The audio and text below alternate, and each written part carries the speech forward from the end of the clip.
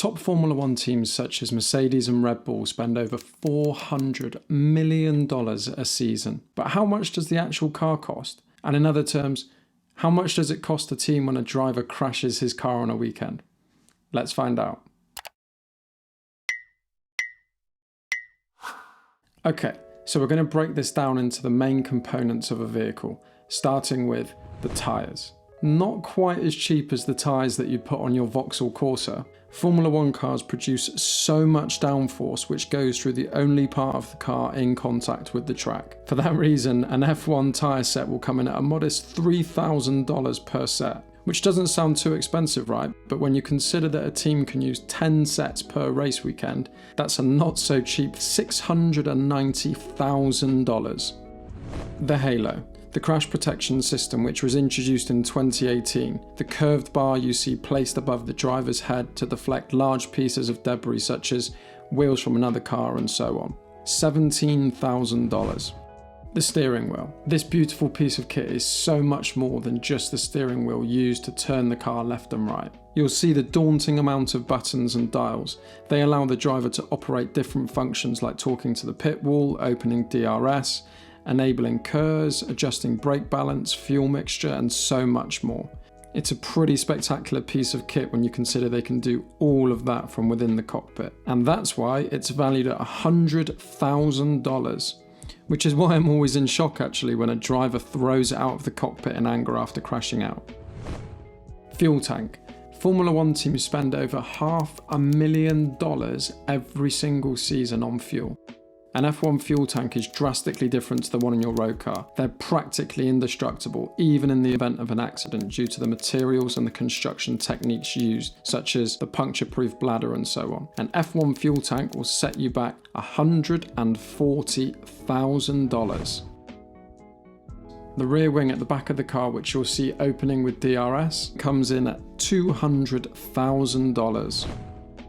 Cooling system. From nose to tail, any powered device needs to be cooled.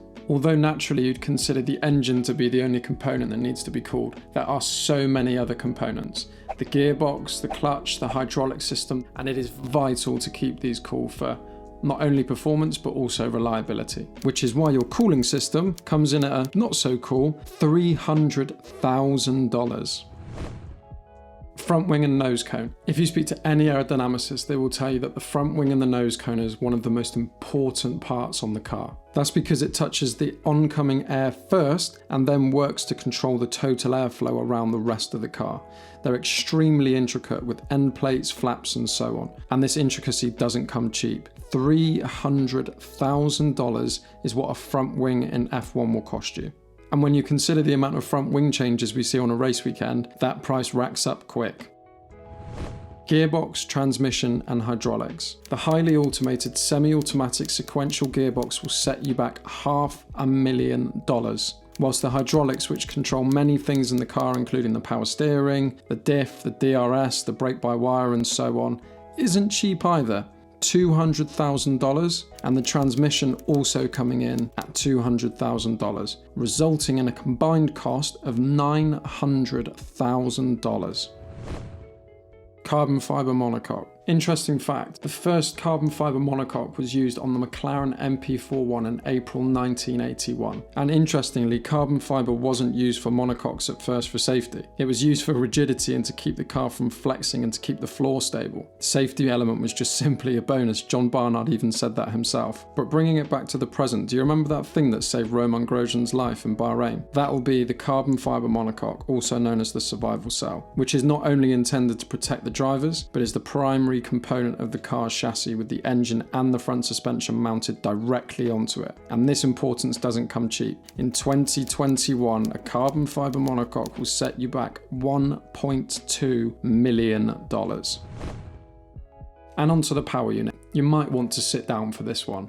There's around about 6 components that go into a Formula One PU. That includes the internal combustion engine, so the ICE, the turbocharger, the MGUK and the MGUH, the energy store or the batteries, and the control electronics, which amount to a staggering $10.5 million, of which a Formula One team will typically use 3 of these a season.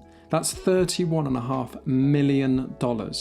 So have you been counting as we go along? We have tyres at $3,000, halo at $17, steering wheel at $100, fuel tank at $140, rear wing $200, cooling system $300, gearbox, transmission and hydraulics at $900, carbon fibre monocoque $1.2 million, and power unit $10.5 million. That's $13.66 million.